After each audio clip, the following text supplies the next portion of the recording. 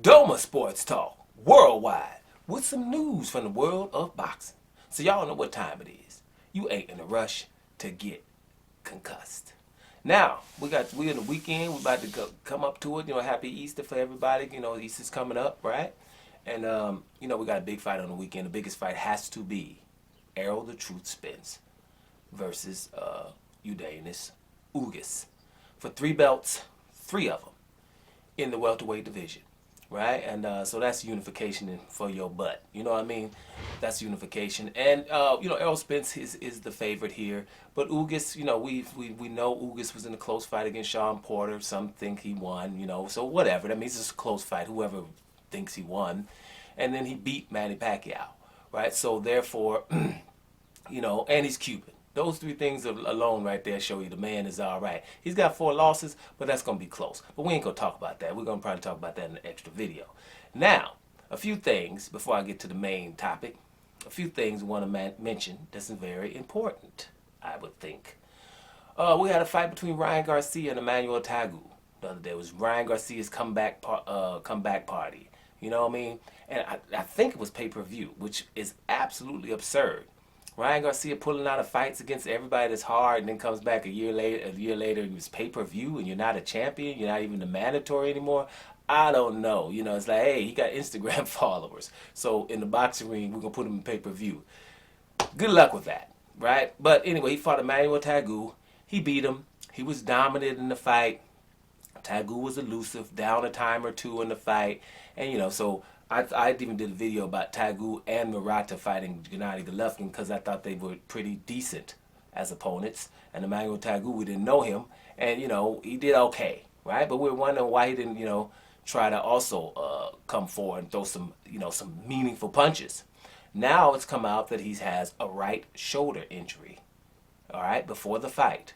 So that would explain some of his tentativeness. Now, we know he was tentative because Ryan Garcia is coming with some hard punches. We know that. But if you can't throw the right hand really hard, then it's probably going to have an effect. Now, when you have things like that, some people, it's always going to be 50-50. Some people are going to be like, damn, oh, that was the reason? Others are going to be like, man, them are just excuses, right? So, it is what it is. We have very high-profile people who do that all the time or have done it, right? Look at Lomachenko's loss against Teofimo Lopez. He had a left shoulder injury, right? In a high-profile fight, loses it, he had a left shoulder injury. Many believed him. Look at Manny Pacquiao and Floyd Mayweather. Doesn't get no bigger than that fight. Manny Pacquiao said he had a shoulder injury. Was healed by salt water, by the way, right?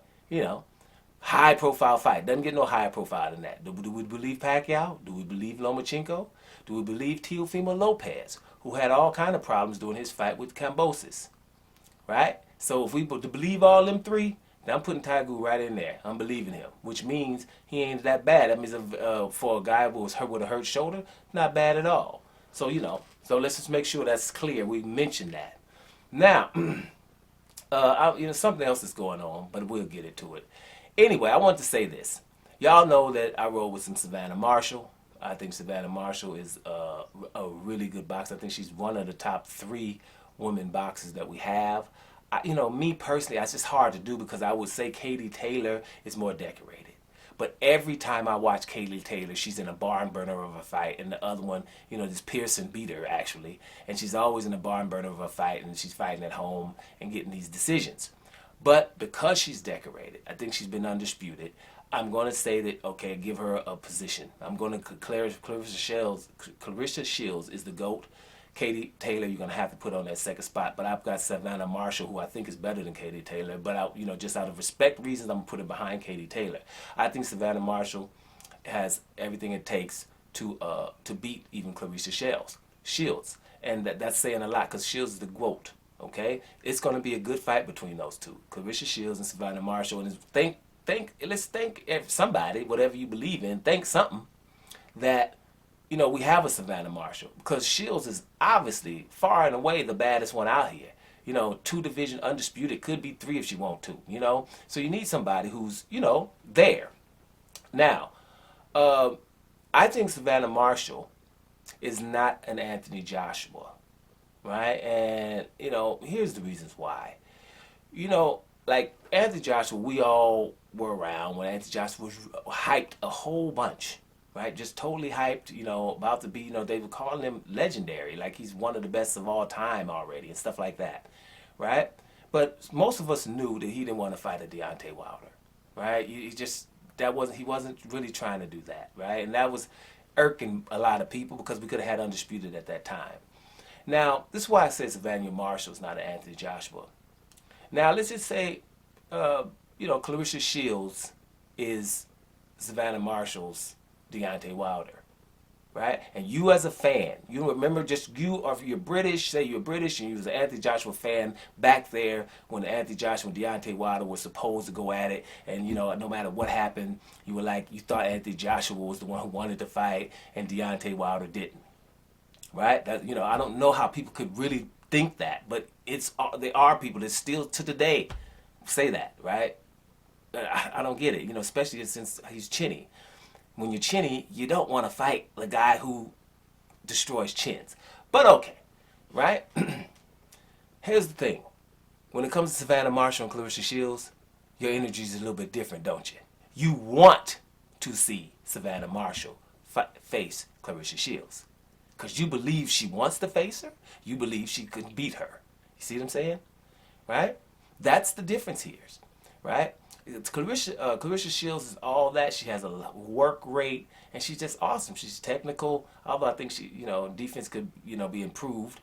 But she's awesome. There's no doubt about it, and she's fierce, right? But Savannah Marshall's delivering KOs. I think Savannah Marshall got about 12 fights and 10 KOs for a woman. That's nuts. That's nuts, right?